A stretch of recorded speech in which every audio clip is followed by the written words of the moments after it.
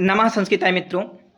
उत्तर प्रदेश शिक्षा सेवा चयन आयोग ने यूपी पीजीटी आपका हिंदी का जो सिलेबस है, इसका सिलेबस बदल दिया है मित्रों।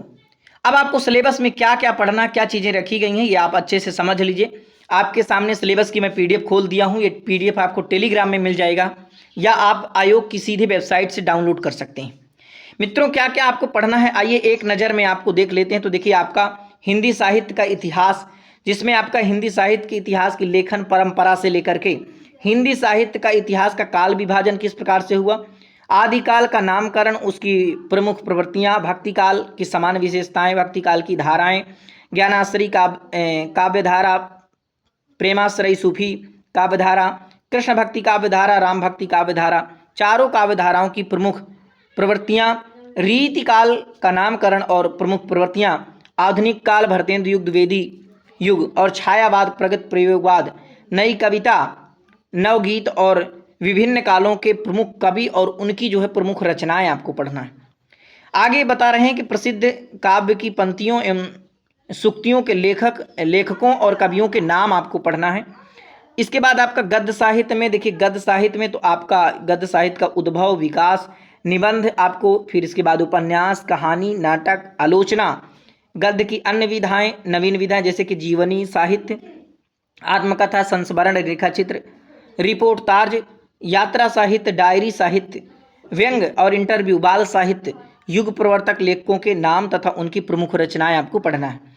इसके बाद मित्रों लगाया है पत्रकारिता। तो पत्रकारिता में प्रमुख हिंदी पत्र पत्रिकाएं का प्रकाशन स्थान, प्रकाशन वर्ष तथा उनके प्रमुख संपादकों के नाम आपको। इसके बाद काव्य शास्त्र लगाए हैं। तो काव्य शास्त्र, भारतीय काव्य शास्त्र का काव्य लक्षण, भेद और रस, छंद, अलंकार और काव्य गुण तथा काव्य दोष और शब्द शक्तियाँ आपको पढ़ना है।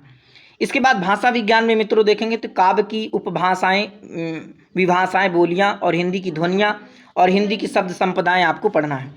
अब हिंदी का आपका हिंदी व्याकरण में जो है आपका संधि, समास, कारक, लिंग, वचन, काल, पर्यायवाची, विलोम, शब्द वर्तनी संबंधी अशुद्धि संशोधन, वाक्य संबंधी अशुद्धि संशोधन, वाक्यांशों के लिए एक शब्द, अनेकार्थी शब्द, भिन्नार्थक शब्द, विराम चिन्ह और मुहावरा, लोकोक्ति, संज्ञा, सर्वनाम, क्रिया और विशेषण, उपसर्ग और प्रत्यय, ये आपके सिलेबस में रखा है। तो इनको आपको पढ़ना है। अब देखिए, संस्कृत साहित्य का जो इतिहास है, संस्कृत मैं आपको बताऊंगा कि उमा शंकर ऋषि की अगर बुक ले लेते हैं या कपिल देव द्विवेदी की, तो आपका पूरा इसी से मिल जाएगा।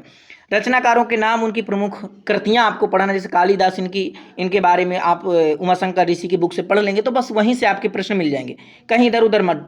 तो ये आपको भवभूति, भारवी, माघ, भास, बाण, श्रीहर्ष, दंडी, मम्मट, भरत मुनि, विश्वनाथ, राजशेखर तथा जयदेव, ये कवियों के आपको पढ़ना है। अब देखिए, संस्कृत व्याकरण भी लगा हुआ है। तो आपको स्वर संधि, वो संधि, स्वर में आपको स्वर संधि, व्यंजन संधि, विसर्ग संधि, समास, उपसर्ग, प्रत्यय, विभक्ति, चिन्ह यानी आपको पढ़ना है, प्रसर्ग, प्रयोग और पहचान, शब्द रूप, आत्मने यानी कि आप शब्द रूप में आत्मने जो है पढ़ेंगे, जगत पढ़ेंगे, सरित पढ़ेंगे, बालक, हरि, अस्मत्, युष्मत्, धातु रूप, स्थापागम, पठ, हर धातु केवल परस्मैपदी रूप में, काल और हिंदी वाक्यों के संस्कृत अनुवाद, ये आपको जो है आपका पीजीटी जो है हिंदी का सिलेबस है। तो आप देख लीजिए, जो भी आपके मित्र हैं उन तक भेज दीजिए।